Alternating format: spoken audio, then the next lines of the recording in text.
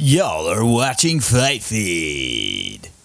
In today's video, I'm going to be going through all of my picks and predictions for the UFC Fight Night card that's happening on May 31st. One of the most anticipated cards of the year, guys. I know we're all super excited for this one.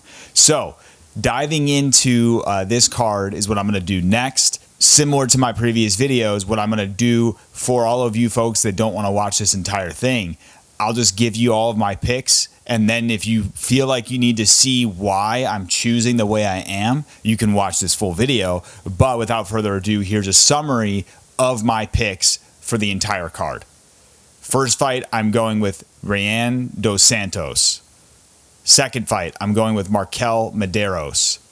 Third fight, I'm going with Holobaugh. Fourth fight, I'm going with Andreas Gustafsson.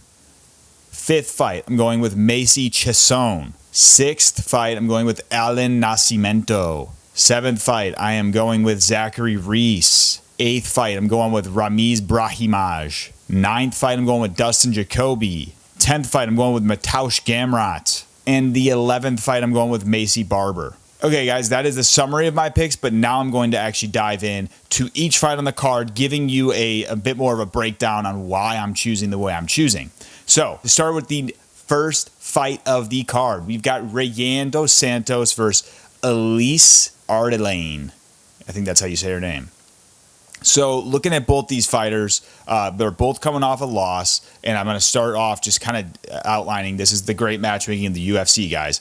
We've got Dos Santos and Ardelean have the same, fight history in terms of their recent 4 fights. So they're both loss, win. So very similar in that regard. They're also both 0-2 in the UFC. Now, looking at Dos Santos in this fight and what makes me want to choose her over Ardelean is just that she has more wins by submission. So I think she's definitely more of a threat on the ground. 56% of her wins by decision. She also has more experience as a professional fighter to that of what Ardelean has. So if you're looking at that, it's like 22 fights total as a professional for Dos Santos, and then 16 for Ardelean. Ardelean's also at a bit of a disadvantage from an age perspective, being that she's 33. Not a significant disadvantage there, but a bit older, especially when you consider this weight class being 115. I think Dos Santos will be able to get a win here. I'm not exactly sure how. I feel like it could definitely go to decision, or potentially it could go, if they get on the ground, it could be a bit scrappy and maybe she gets a sub. Now, one thing to call out, though, is that Dos Santos, she's actually going to be turning 30 pretty soon. So she's 29 now, but technically, she's right there at being 30 years old. So like I said, the age gap is not as significant as one might think. And as we know with a women's fight, this could end up going either way. The next fight on the card, we've got MarQuel Mederos versus Bolaji Oki. This fight, looking at these guys, you've got 2 guys that are, under the age of 30, definitely going to be looking to, stake their claim within this division. Looking at MarQuel Mederos, I feel like he is definitely has the better skill set, just all around skill set in a bigger toolbox, if you will, to pull the win out here. Seeing how MarQuel did against Austin Hubbard actually kind of worried me in picking him. I feel like Austin Hubbard made that a very scrappy fight, and MarQuel kind of won really just solely based off of like control and just mixing it up a bit more, I think. Now, and that's why I think in this fight, if he doesn't get caught by Bolaji, he has a great chance of mixing it up and being just more dynamic as a fighter, using the clinch game, getting him up against the cage and using the clinch. And also, MarQuel Mederos has never been finished either. So that is something that made me lean towards him, especially also he's coming off, he's on, at the very least, a 4-fight win streak, given as you look at the bottom here with the wins, 4 wins in a row. Could be more than that. I'm not exactly sure, but I know he definitely has won his last 4 fights. And then the final thing for MarQuel Mederos that I like is that he's got 60% of his wins by KO. So he still has that ability to catch Bolaji Oki potentially. But I also think that this could, if it were to go the way of Bolaji, he could catch MarQuel Mederos and maybe finish him. given that he has 56% of his wins by knockout. But overall, I think from a skill set standpoint, I have to go MarQuel Mederos, 2-0 in the UFC. Hasn't looked amazing. Like, he's not this world beater, but he's definitely got the skill set and the toolbox to pull out a win here. Next fight on the card, we got Holobaugh versus Jordan Leavitt. Guys, I love the Monkey King, Jordan Leavitt. I wanted to pick him in this fight, but I couldn't pick him just mainly because although Holobaugh has that, he's 38 years old, he is the epitome of a scrappy veteran. Like, this guy is, he always goes out there and gives a tough fight to his opponents. He's never really fully out of there either, unless you, like, fucking absolutely knock him the fuck out. Like, Holobaugh is going to keep coming at you. What I love about Kurt's game, too, although he's, older, he has shown to, like, be one of these fighters that even though he's aging, he's getting even better. Like, his skills are almost evolving and improving. He has tons of more XP than Jordan Leavitt. And I think the main thing that had me, like, when we look at that age gap, especially being 38 in the lightweight division, definitely some question marks there. But the reason that I've overridden that age gap in this is because Holobaugh has been way more active than Jordan Leavitt. Jordan Leavitt hasn't fought in the UFC since 2023. So that has me worried.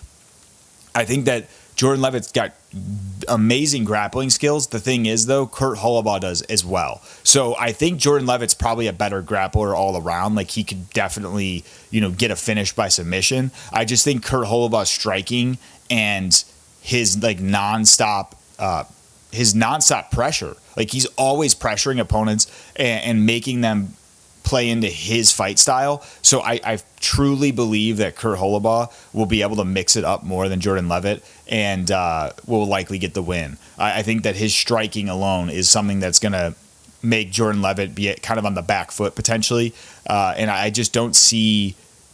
I don't know. I don't see Jordan Leavitt completely dog walking Holobaugh on the ground, given that Holobaugh has a very strong BJJ game himself. So I'm picking Holobaugh, guys. Next fight on the card, we got Trevin Giles, who seems to be like the gatekeeper right now for, I think that's, welterweight, versus Andreas Gustafsson. So this is a catchweight bout. I think it's at 180 is what they're fighting at. So looking at these guys, obviously Trevin Giles is going to have the edge here, not only from an age perspective, but he's going to have the edge being that he's 7-7 in the UFC. So he has a lot of XP in the UFC. And like I said, he's kind of been this like gatekeeper almost for giving an entryway to, top level talent getting into like the top 15 of the welterweight division. Now, when I think about that though, the thing that has me worried for Trevin Giles in this fight is that he is riding a 3-fight skid, which could be a fire under the ass or a nail in the coffin, depending on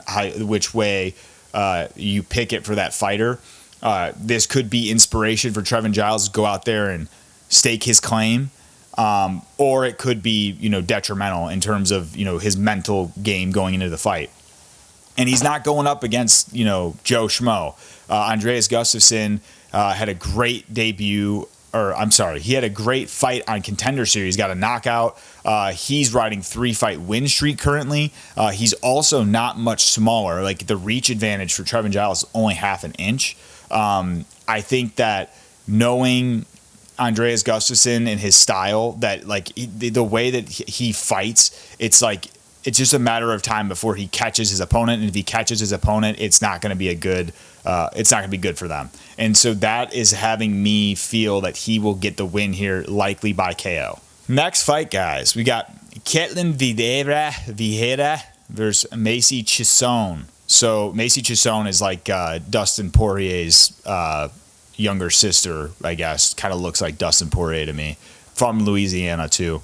Ketlen Vieira, 33 years old, 8-4 in the UFC, and she has 56% of her wins by decision. Not really much of a threat from a finishing standpoint, but definitely a bigger, stature to her. Looking at her recent fights, she's coming off of a loss-win, so a bit inconsistent. And then looking at Macy Chiasson, she's kind of on a bit of a tear right now, guys. She's,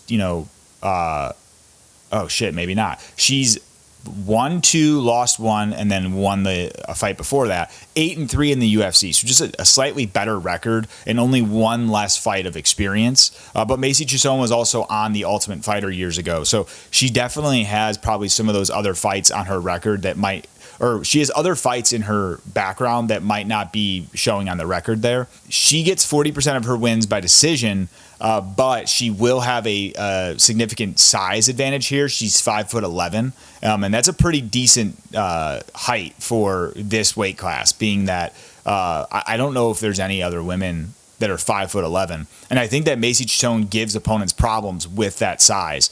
And then also she's got a 6-foot reach, so she's going to have a bit of a 4-inch reach advantage on Ketlen Vieira. And I think that Maycee Chiasson, guys, just in recent fights, like what she did to Mayra Bueno Silva, she is super dangerous on the feet, and I think that she will likely hurt Ketlen Vieira and be able to either get her on the feet and then bring it to the ground. But I think Chiasson's also got a good ground game too. I don't know how this plays out or how it goes, but I think that, in my opinion, whether it goes to decision or is finished, I feel Maycee Chiasson has that edge here, guys, given that she is the bigger opponent. She's got a better record in the UFC. There's no age disadvantage on her side either. I just think she's a more dangerous opponent. Next fight on the card, we got Jafel Filho versus Allan Nascimento. Okay, so this fight is a bit interesting, guys. This is another fight where these guys are almost like virtually the exact same on paper. You've got a very similar age, both 2-1 in the UFC, both submission artists, and they're both riding the same kind of fight streak with 2 wins, a loss, and a win. Now, I was originally, leaning towards Filho, but the only reason I was leaning towards Filho was simply because Nascimento hasn't fought since 2023, and that had me a bit worried. Now, Filho's a bit more active recently, but not entirely like active. Like, he hasn't been in like a fight in the last 6 months. So I think that ring rust could play a role here. And guys, if I were to pick, like, I was originally going to go with Filho solely based off of that. But what stopped me from doing that was that knowing Nascimento has, more professional experience, but he also trains out of Shoot to Box with Diego Lima. And so that means he's kind of rubbing elbows with not only Diego Lima, but probably Dubronx and some of the other very highly talented folks that are at that camp. And that, guys, honestly is what sold me in the opposite realm of choosing Nascimento to win this fight,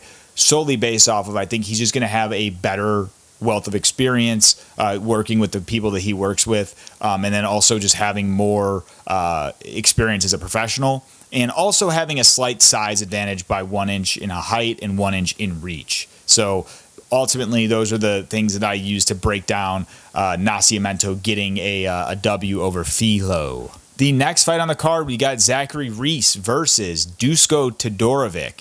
Okay, another fight, guys, where these two are pretty similar on paper. You've got both are 31 years old. Zachary Reese 2-2 in the UFC. Todorović is 3-5 in the UFC. So Todorovic's going to have a little bit of an experience advantage. Another element that makes these guys very similar is both of them were recently finished by ground and pound. So Zachary Reese was finished in January, so it's, I guess it's a decent amount of time off, but he did get knocked out pretty bad. And if you guys remember, he got his head fucking snapped back by the ref when the ref decided to just fucking jump on his face. I watched some tape for these guys because I wanted to make sure I could choose the right decision or make the right decision. And looking at Zach Reese, one thing that worried me too is that, him getting KO'd by Cody Brundage. And then he was KO'd more recently than Todorović, but both of them were KO'd pretty badly in their last fights.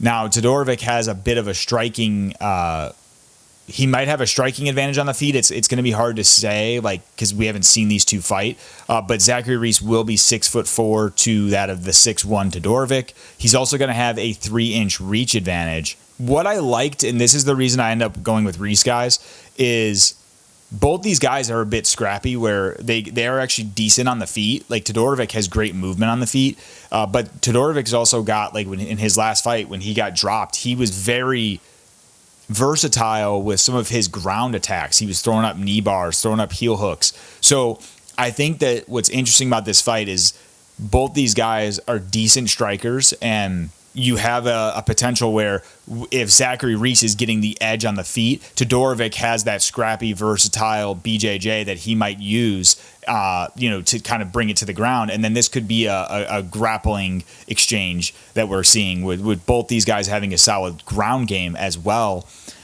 I ultimately am going with Zachary Reese solely based off of, I just like the way that Zachary Reese mixes up his attacks on the feet. I like in his last fight, although he lost, he really cut open Bikoyev pretty badly. He was landing these sharp inside elbows in the clinch, and then when they were on the ground, he was not only attacking certain submissions, but also just using the side of his elbow to fucking bash into Bikoyev.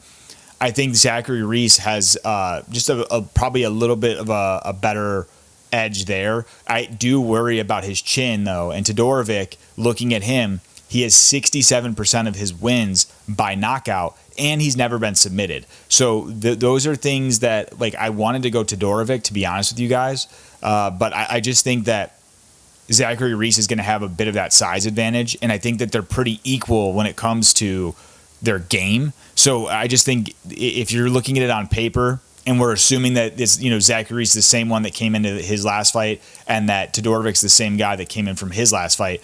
I just think Zachary Reese might have a few more tools in the toolbox that can get the job done. But this is a hard decision to make, and I wouldn't fault anyone for thinking Todorović could actually get it done over Zachary Reese, just given that Zachary Reese has been chinny in the past. The next fight on the card. So, guys, this is just typical fucking UFC shit.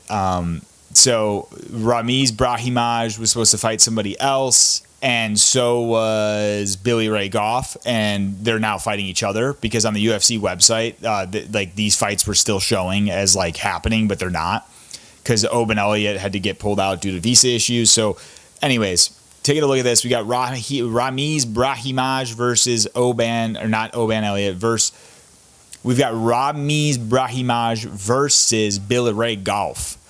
Okay, this fight, looking at Ramiz, he's 32 years old. He's going to have a little bit of that. He's not at a disadvantage yet at 170. I think 32 is kind of the end, starting to be the later part of the prime. Whereas Billy Ray Goff is kind of going into his prime. The size advantage is negligible here. They're both 5'10", and Brahimaj is going to have a half-inch reach advantage. A note that I took on Billy Ray Goff is that he's tough as fucking nails. In his Contender Series fight, he was dropped and then finds a way to get the finish. And then also in his last fight, he was getting tagged, but then found a way to get the finish. So I like that about Billy Ray Goff, and has only been finished one time as a pro, and it was due to a doctor stoppage. Now, on the side of Brahimaj, he trains with Travis Lutter, and I think he also trains with Saif Saud. So he has a very solid black belt, he has a very solid BJJ game. I'm not sure if he's a black belt. I reckon he probably is, but 91% of his wins are by submission. So that, I think, is a very great tool in his toolbox. I also think that Ramiz, watching his last fight with Tim Means, he looked very fluid on the feet. He looked very comfortable in there, switching stances, landing combinations, mixing it up quite a bit on the feet. I really like to see that because against a guy like Billy Ray Goff, he's going to be in your face, throwing punches, throwing kicks. He is going to probably walk Brahimaj down if he can. And what I like in this is that Brahimaj didn't look like a slouch on the feet. He did get caught a couple times by Tim Means, but for the most part, he was leading that fight from a striking standpoint. And what I love about Brahimaj in this matchup is that he can not only, I think, handle himself on the feet, but if things get difficult on the feet, he's going to have that ground game that is I think much better than Billy Ray Goff's, and I think that he will likely be able to mix it up better. He's I think online a lot of people are choosing Billy Ray Goff to get the win. It could happen. It's just hard to say because neither one of these guys really have gotten finished from strikes. So it'll be interesting in knowing that Brahimaj is coming off a big win in Madison Square Garden. He's originally from New York. I just think Brahimaj is going to have more momentum here and be able to get the finish or potentially decision. The next fight on the card, we got Dustin Jacoby versus Bruno Lopez. Looking at this, obviously Dustin Jacoby is going to be at a disadvantage from an age perspective, but I don't think by much, because given what we know about these heavier divisions, you can go a bit longer in your career in these heavier divisions. So I like Dustin Jacoby in this fight solely based off of his experience. He's not only got 30 fights as a professional MMA fighter, he's got his entire, kickboxing pedigree and resume before coming into MMA, where he fought, the best of the best in, Alex Pereira and several others from, Glory Kickboxing.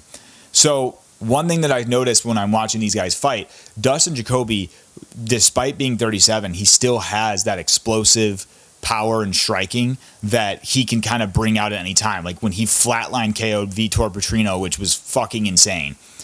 He's also going to have a size, a brief size advantage by, 1 inch, but then a 2.5 inch reach advantage. So, and then also a 4-inch leg reach, but who the fuck cares about that? So I just think that, and I guess actually the leg reach is going to play a role, because Dustin Jacoby will be able to likely land those leg kicks from further range to what Bruno Lopez will be able to land. Bruno Lopez has looked very good, and he's got 43% of his wins by KO. I just think that when you look at Dustin Jacoby, 65% of his wins by KO, 8-6 in the UFC. Bruno Lopez only lost was when he got knocked out on Contender Series, but he is riding a 3-fight win streak currently. I can see why people would go Bruno Lopez here. The reason I'm not, though, is watching tape, Bruno Lopez doesn't seem as fast in his striking.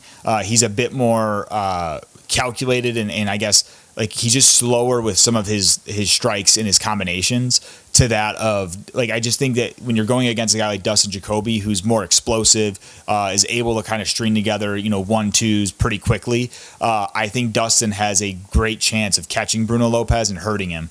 And maybe, potentially finishing, or just using that veteran skill he has, given from, all the experience in kickboxing and MMA, where he can, keep Bruno Lopez at bay, landing leg kicks from afar, maybe landing some body kicks, and then just using those, straight 1-2s down the pipe to keep him at bay and probably win on points if it goes to decision. The next fight on the card, and this is the co-main event of the card, we got Mateusz Gamrot versus Ludovic Klein. So this fight is interesting because you got two guys who are almost neck and neck experience-wise. I think, Mateusz Gamrot he's got 28 fights they both have 28 fights. Look at that. And then Mateusz has beaten the who's who of the lightweight division, except for Islam, obviously. Mateusz has beaten Arman Tsarukyan, Jalen Turner. He's beaten a lot of guys using his style. He's also going to have a 3-inch height advantage here, so likely that he'll be just a bigger guy in general. But Ludovic looks pretty, jacked himself. Ludovic does have a 2-inch reach advantage on Mateusz Gamrot. Now, looking at their recent fights, you got 7-3 in the UFC for Mateusz, 7-2 for Ludovic Klein. I think the only difference there is that Ludovic really hasn't fought the who's who, or like the most talented folks within the lightweight division, but he is riding a 4-fight winning streak to whereas Mateusz Gamrot lost his last fight against Dan Hooker, very close fight, but had won the 3 fights prior to that loss. So I'm leaning towards Mateusz Gamrot here, guys, solely based on the fact that Mateusz is a very well-rounded fighter, but he also has a very, very strong ground game and wrestling game that we all saw when he fought Arman Tsarukyan. He's going to be a bit older here, being that he's 34, so he's probably going to have a bit more of that grown man strength. But I think that the one thing that worries me about Mateusz Gamrot, he's very chinny on the feet. He gets dropped a lot in his fights, and I feel like that might be the only path to success for Ludovic Klein, is to land a kill shot that maybe, knocks Mateusz Gamrot down, or, potentially knocks him out. But I just feel like because Mateusz trains with really good strikers like Dustin Poirier, and he trains with Dustin Poirier all the time, I think that Mateusz will be able to stay out of harm's way. And the fact that Mateusz didn't get finished by Dan Hooker says a lot, even though he was dropped a few times. I think it shows that obviously, he has a way to be scrappy when he needs to. I just think he'll be able to pull out the win here, likely by decision. But I do think this is a 5-round co-main event. So that'll be interesting if it goes 5 rounds. And I could be wrong. It might not even be a 5-round co-main. We'll see. Yeah, it's not. It's three 5-minute rounds. So regardless. Anyways, going to the final fight of the card, guys, we got Erin Blanchfield versus Maycee Barber. This is an interesting fight. I know that a lot of people aren't very excited for this to be like the headline, but I'm kind of interested in to see where this goes because you got two women that are, at the top of the division and could be, within striking distance of getting a title shot here. So you've got Erin Blanchfield 13-2 and Maycee Barber's 14-2. The age difference is 1 year. Both these ladies are young, 26 and 27. Looking at their records, you've got Erin Blanchfield 7-1 in the UFC, and she's won over some very highly skilled talent like Rose Namajunas and some others too. I can't remember who they all are, but.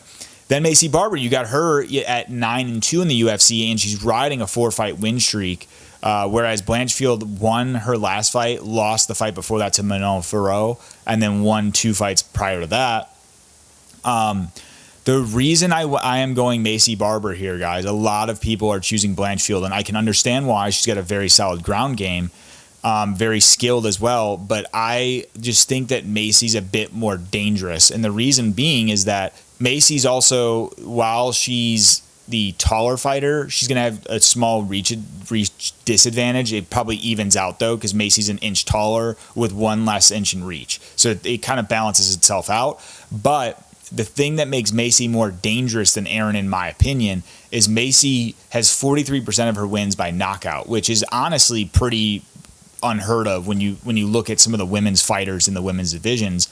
You don't see a lot of finishes happening like that. And the fact that this is her highest percentage, like she has more wins by KO than she does by submission or by decision. So I feel as though Macy is going to be the more dangerous, scrappy fighter here. Macy's also very strong in the clinch game. But Erin Blanchfield has that, credentialed black belt in jiu-jitsu that could play a big role in helping her game plan. The thing that I also call out about Macy, though, is that she's never been submitted in her career. So when I look at that, I don't think Erin Blanchfield poses much of a threat at all on the feet.